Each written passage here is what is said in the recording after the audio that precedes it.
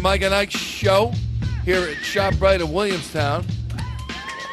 Hang on, I didn't even introduce him yet. Oh, that's just for Mike and Ike. Okay, I get it.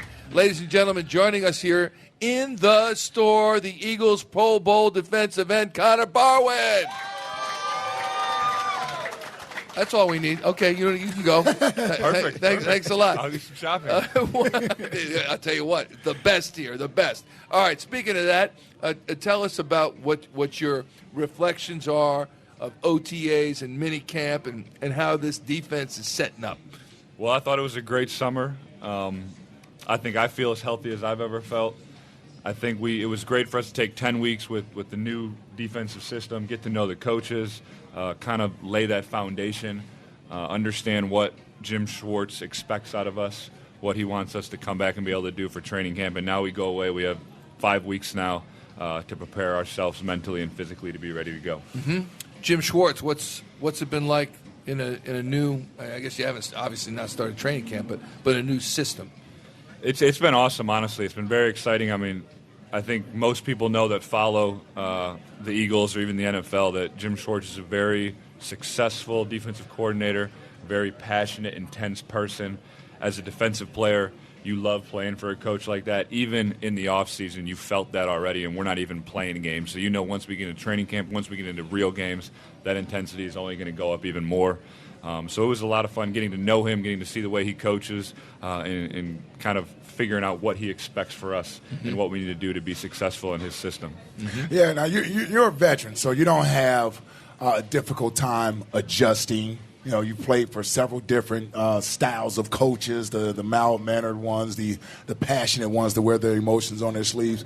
But you also are one of the leaders, so you're watching your teammates. How are the guys responding to Jim and basically his way of demanding things being done the right way? Well, I think everybody's excited about it. You know, his intensity trickles down through the whole defense. I like to think that I'm going to play as hard as I possibly can every snap, no matter who the coach is. And I think most players would probably say that too.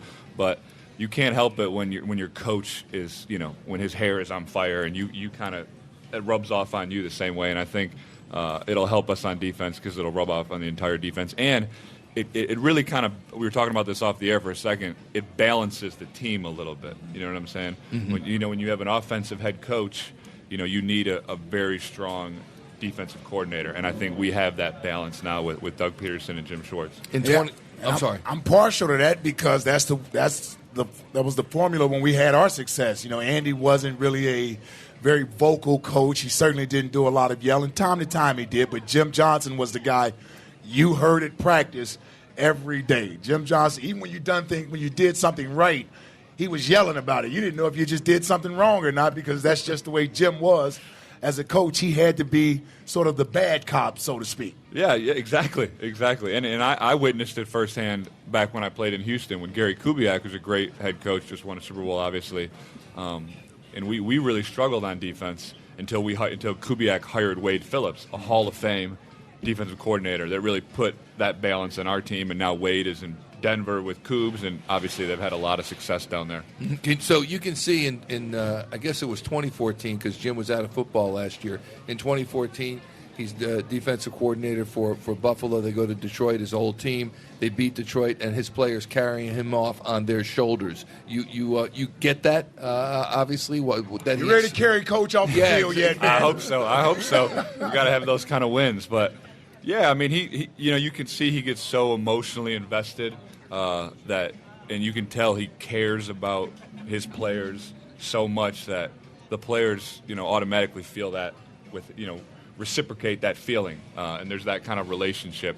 And I think that helps you, win games, obviously, when you care about each other, when players care about their teammates and about their coaches. There's another change this year at practice, which is you're stopping down to go over mistakes. With Chip, you just went right through. Is that... you've seen both ways. Yeah. You got a knowing smile on your face, so I don't know what that means. But do you like having it stopped and everything explained right then? Yeah, without a doubt. I mean, this is kind of the way we did things before Chip, obviously, and even we've had periods where Doug has sped it up. Every once in a while we do it. We're not always just huddle up, go, huddle up. I mean, we have a couple periods where we do tempo, so you get that conditioning element. And when Chip was here, I bought in 100%, and I believe there was a lot of good things that we did, and I think everybody around the NFL is pulling some of those things from what we did and what Chip did. But I'm happy with the way, and I'm really excited about the way we're practicing now, and that's why I think I feel as strong as fast as I've ever felt, and I feel really healthy. Mm-hmm. This is no slight to the offensive side of the ball, and I wouldn't put you in a position to sort of make any type of slight towards them. But a lot of us on the outside feel this team is going to go this year as far as the defense can sort of carry them. And it's been a while since the defense has really been at least a staple of this team. Really under Chip, it was sort of known for offense. But having Jim Schwartz here, even though Doug is the head coach, we still get a sense that it's a defensive-minded team, and the defense is going to set the tempo for what it's going to be like this year. Do you get that sort of feeling? Well, as a defensive player, I love that, but I've learned, not to put the cart before the horse. Yeah. We're going to get out there and we're going to do training camp and we're going to start playing games, and then we need to go and play and show up, and then we can let that narrative be told. But I'm not going to start saying that in June or July before we get out there and start playing games. Okay, so I should just skip over whether or not we got the best defensive front four in the league. You're not going to answer that question. Well, I'm excited that Fletcher signed that big old deal. Okay, right? Wait, let me like ask you about that. Because I talk about Fletcher and the type of player that he is and how he impacts those around him. Just talk about Fletcher as a player and how he makes the game a little easier for you. And vice versa, because it's not like you're some slouch as a player. Well, you got to be accounted for as well. I'm excited to have Fletch back. Obviously, he's going to be back no matter what, but happy. That makes a difference. But also, let's not forget, I'm really excited to have Vinny back. Vinny signed a nice deal. That was important to bring him back. And if you look at the last 3 years, me and Vinny really have worked together more than me and Fletch. I mean, of course, all four of us are together, but kind of BG and Fletch have worked together, and then me and Vinny have worked together on the left and the right. And Vinny, without a doubt, creates so much havoc. 2 years ago when me and him had 23 sacks or whatever, 24 sacks together, I mean, both of us know we wouldn't be getting half of those without each other. So I'm excited to have Vinny back. And obviously, Fletch is just a dominating player. And with that kind of contract, that's going to bring even more attention to him, which should help all of us up front and everybody on the back end as well. Well, speaking of the back end, can you allay our concerns? Obviously, you're a great teammate, and you're going to say everybody's fantastic, but the reports have been that the corners in particular have been somewhat lacking, that the safeties might be one of the top duos in the National Football League. The linebacking core looks strong, if maybe lacking a little depth. The front four we just talked about. Tell us that the corners are great. The corners are great. There we go. Leotis McKelvin has been awesome, and I'm excited that they brought him in. He kind of brings like a little bit of edge with him, a little swag, which I love. Guys that have that kind of edge about them, especially defensive players. But again, all of us on defense, I think we need to go out there and have a good training camp and then start playing games before we talk about how good we are. You brought up training camp again. One final question for me. You ready to put the pads on for training camp? When's the last time you had to wear pads in training camp?